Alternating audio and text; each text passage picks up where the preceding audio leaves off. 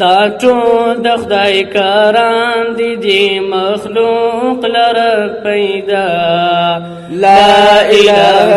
الا الله لا اله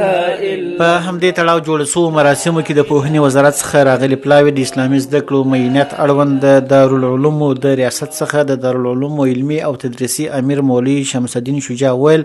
دا سیالۍ د زده کړیالانو د علمي وړتیا لوړونې او هڅونې په موخه په لاره اچول سوي دي. ښاغلی شجاع وایي په دې سیالیو کې 404 تنه زده کړیالانو ګډون درلود چې 10 غوره زده کړیالان په مادي او معنوي ډالو وستایل سوه. زموږ دا تدریس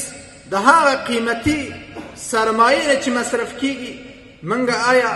ځان مطمئنه کو چې د موږ دا خدمت کوم حد ته رسیدلی دی او موږ د نظام ته ولس ته او د دې ولس اولاد ته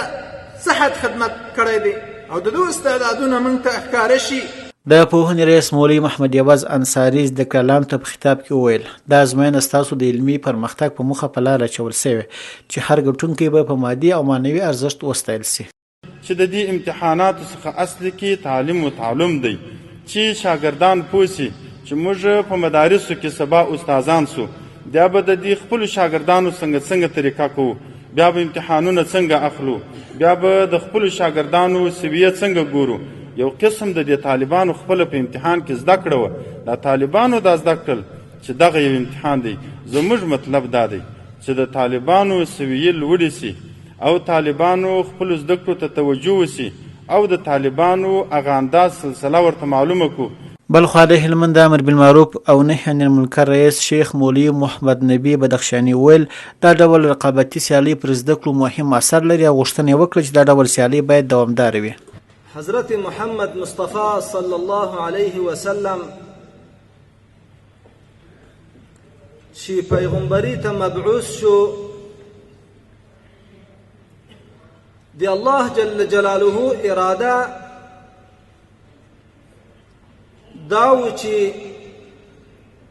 انسانان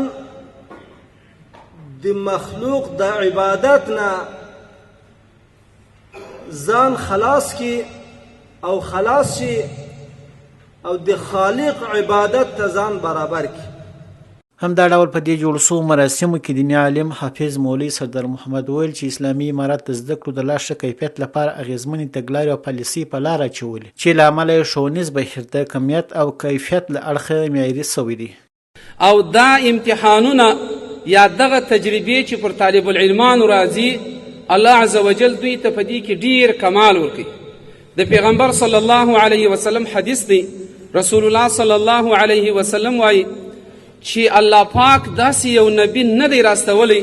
چې په هغه نبی باندې د مالو چوپاني نه یې کړي.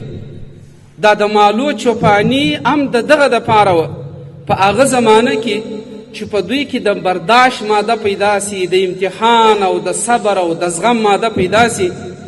نو دا هم د دوی یو قسم امتحان و چې د هر قسم انسانانو سره بیا دوی مخامخ کېدل. باید ویل سي چې د درسي او تدریسي پلانونو د تطبیق او کیفیت د لا غوړاوي لپاره په ملي کچه دا ډول پروګرامونه ترسره کیږي.